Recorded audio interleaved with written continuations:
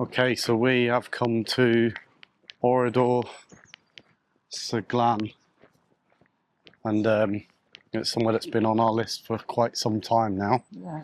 And it's a little village in France where on the 10th of June 1944 the SS entered the village and murdered 643 residents, burnt and looted the village, and since then the village has been left as a memorial in the state that it was left in when the Germans left. So sad. And we've come to explore today. So this is the place where the Germans committed the largest massacre of civilians in the Second World War.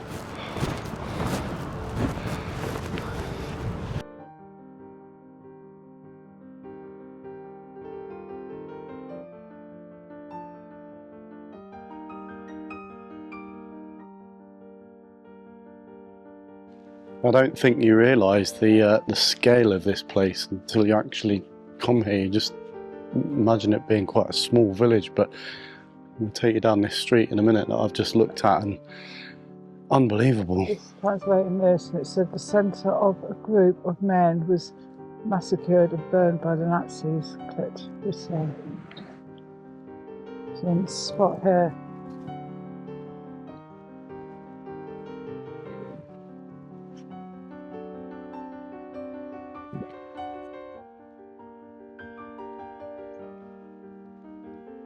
You go around this corner, you just see the scale of it.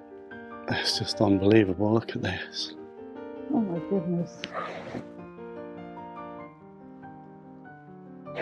You're just seeing their, oh God, look, just seeing their belongings, like that bike and bits of machinery just left. Wow. And a car in the back there as well. Look.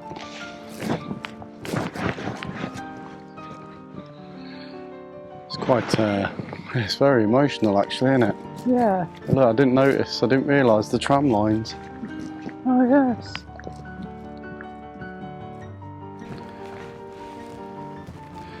Makes you wonder, doesn't it, who that belonged to? Yeah. Who was the last person to park it there? No.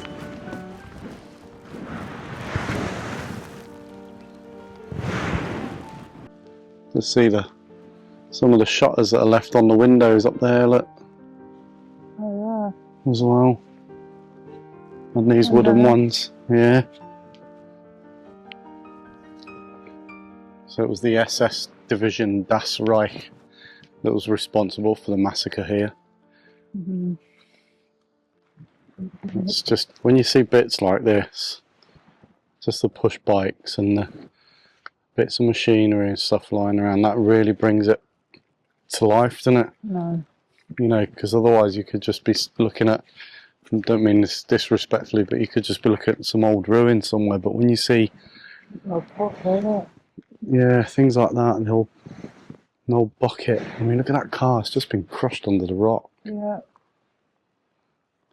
You know, that's people's belongings. It really brings it to life, I think.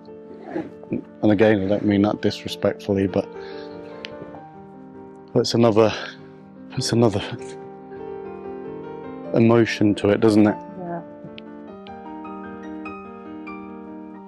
And it is quiet.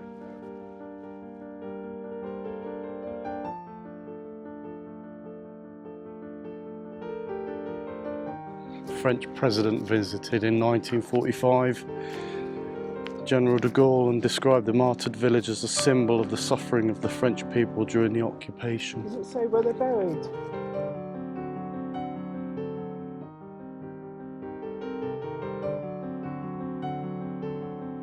So a law was passed in Parliament on the 10th of May 1946, and they decided to preserve and classify the ruins as historic monuments and to rebuild a new village nearby, which we'll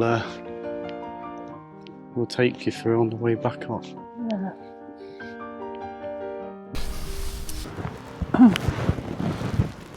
So this one is a place of torment. A group of men was massacred and burnt by the Nazis. And this one says that 6 men escaped from this barn. This has been the holding place for them. Maybe them 6 that escaped are the ones that have disappeared. Yeah, were massacred here on this spot.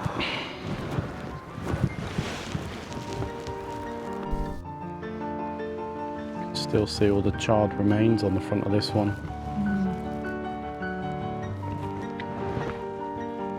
And then there's I've just spotted another Singer sewing machine still on the table in here. Look. Oh my goodness. I'm saying a Singer sewing machine. Oh, it is a Singer as well. Look.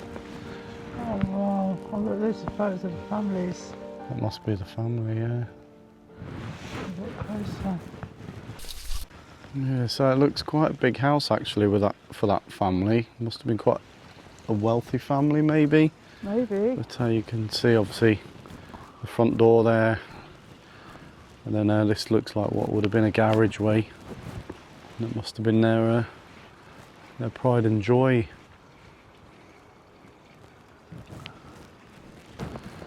So this is So sad.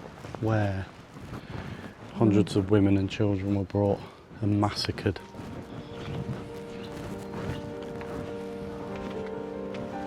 my goodness.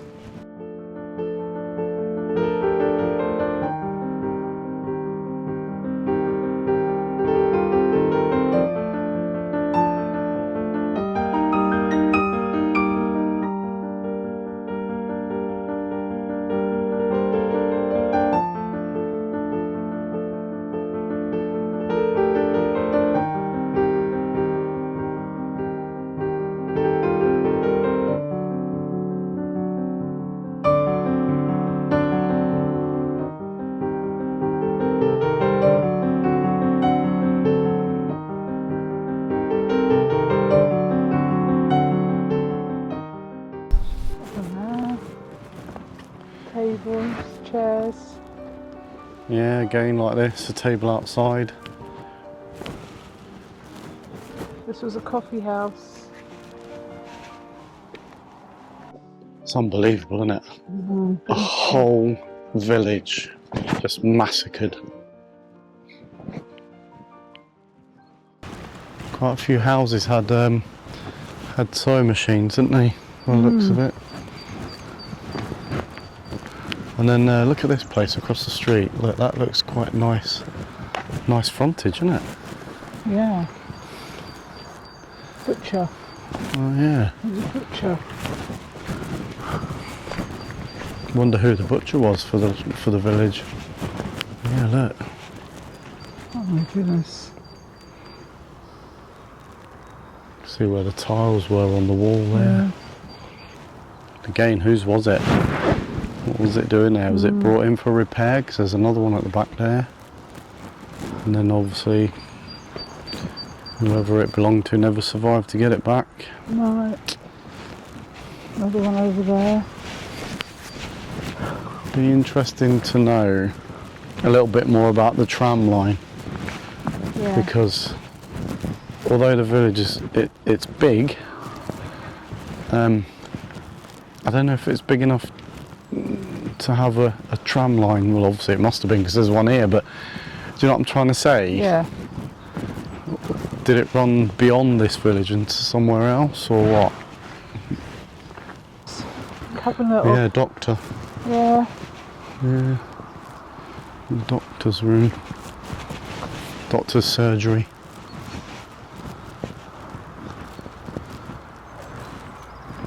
Don't know what to say really. It's really, really sad place. Very sad.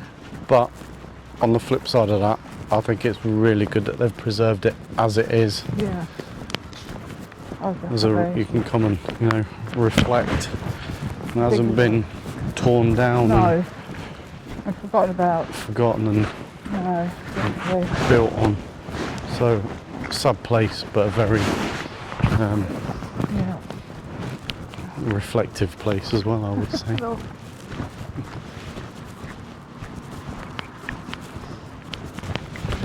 if you've never been, I would recommend Yeah, getting yourself here. And it's quite heart-wrenching. yeah, it is Really heart-wrenching. very.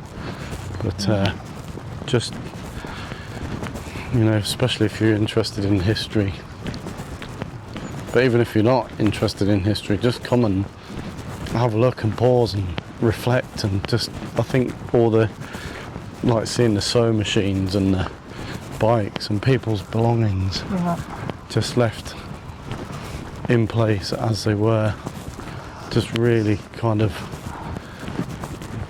I don't know, just standing in the spots where they were massacred, and just stand there and, you know, give a little prayer if you want. makes you think, doesn't it, about who was that person.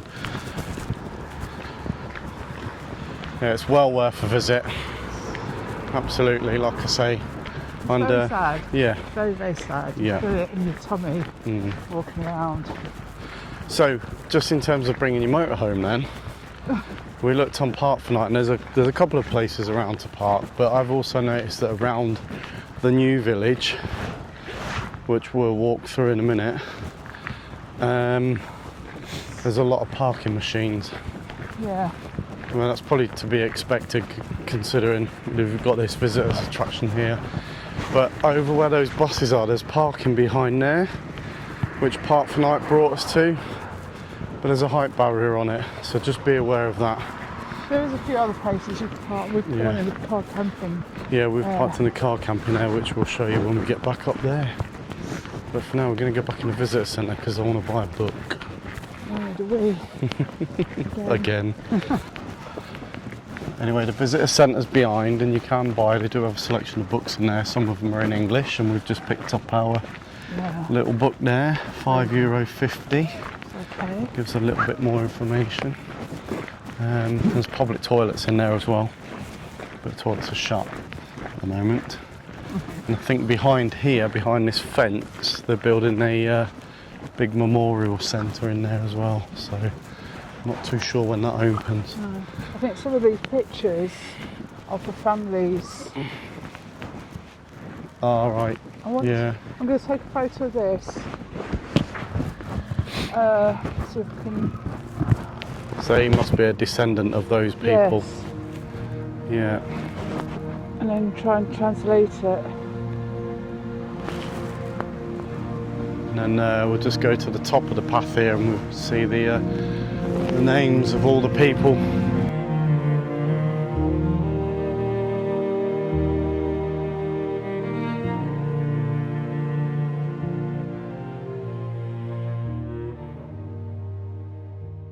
So there's the old village across the way, and this is the new village.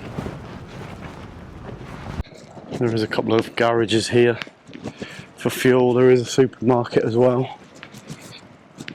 And like I said, there's a few bars and cafes or tobaccs, restaurants, whatever. There's also a place that does kebabs and pizzas and serves beer. I think that's where we're going, isn't it? Possibly. I suppose. So there's not a great deal in the village, but there's probably all you need. Like I say, you've got a supermarket and garage up the way, and some bars. That's the parking up there's got height barriers. Yeah. You're looking for a little bite to eat and maybe a beer? Check out Chef Francis. Right. Nice, quiet little place, and just had a lovely pizza in there. It was really nice. Yeah. Right, so this is where we stayed last night for our visit to Oradour. It's about a 15-minute walk down into the village, and it's just a camping car park here with all the usual facilities. Wastewater, fresh water and Elson Point over there. Fairly decent sized pitches. Kids play park up there. There's electric on here, and there's also Wi-Fi. So yeah, just your standard camping park here. But like I say, 15-minute walk down to the down to Oradour. Right, time to I'm off the chocks. I just need to get them away now. whilst the rain's off, and then we're going to go shopping into Marseille because it's shopping day, and then we'll see where our next stop is. Yeah, we're not rushing, are we? No, I'm not, because I've got about 20 days to get back up, or to get up to Holland. 25th. To see one thing, 26th, see another, 27th Ostend for Isla's worming tablet. Yeah, so there's no rush, is there? And then the ferry's on the 2nd of March back to the UK. So yes, let's see where we end up today. Yes. Might not be anywhere interesting, might just be somewhere where we can just sit and relax again. But we'll see. Nice though to find somewhere like a little village or somewhere with a cheese factory. Get cheese from Intermarché today. Oh yeah, true. If you want, unless you want to find a We'll proper cheese place. It's a bit cheesy. Cheesy. Cheesy. Right, come on then. Right, okay. So there's just a couple of things, a couple of questions that I had when we was at Oradour, and one of them was about the tram, wasn't it? God, my hair looks short. And I looked at it. I was wondering why they had a tram lying in quite a small place actually. Oradour. It's a big place. But the tram came from Limoges, or whatever it's called. Yeah, I was going to get to that.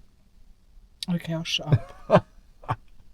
That's why they had the tram, because it came from there to... Yeah, but what I was saying is, when we looked at it, we wondered why they had a tram in such a small place. Yes. And it is a small village, but on the other side of looking at it from another perspective, it wasn't such a small place. No. Given the scale of the massacre that happened What we there. saw wasn't the whole of it. There was more houses. Yeah, there must have been, because some of it was fenced off, wasn't it? But yeah. So anyway, in our book that we brought, I've read cover to cover. and I read cover to cover last night as well. Put it down. It tells you about the tram, and as Anna's just pointed out, it came from Limoges, and or however you pronounce it. French speaking Steve. And it was stopped by the SS at around 7 o'clock that night, and they were separated into two groups: those from Oradour and people from outside of Oradour. But the second group was ordered to go back to Limoges, and then the remainder, about 20 people, all lined up in front of a fence, and a machine gun was trained on them. Horrible. And obviously they're waiting for their death. Horrible. But then they released them and told them not to go into Oradour. Imagine what they were going through, what was going through their heads. And their families are in Oradour. Yeah. You know, not knowing what's going on. So that was the tram. So the tram, we know about the tram now and why there was a tram line there. And the other one was about people that escaped. Yeah, And lady jumped out the window, didn't she, from the church? Yeah, she did. Another lady chucked her baby out. Yeah. And chucked herself out. She got They caught. died, didn't they? Yeah. But the other lady, the first lady that jumped out, she hid between the peas. Yeah. in the pea garden. And she survived. But there was also a 7-year-old boy who recognised the SS when they came into the village, and rather than following the orders and running and going to the town green where everybody was ordered to go, he done a runner because he recognised them as SS. So He was only 8. 7 or 8, I can't remember. It's in the book, isn't it? Yeah, and a few other people managed to escape as well. But so I think on the 10th of June every year, we should remember these people. Now we've been, just even a little candle. yeah, it's crazy, isn't it? Sad. But so Oradour-sur-Glane, definitely worth going. Absolutely. We bought this book. There is a thicker book. Now, we bought the thicker book, but so we're reading it now because it's that kind of book that you want to put down. Yeah, the thicker book was more kind of geared towards the SS, I think, wasn't it? Yeah, so, no. But this one was good. This gives you all the details That's the monument. in a nutshell. That's the monument in the cemetery where they're all their ashes are Yeah. buried. Can I just say something? It's raining. It's raining, and we've just It's made raining again. But hey, it back. But yeah, definitely worth a visit. yeah. Definitely.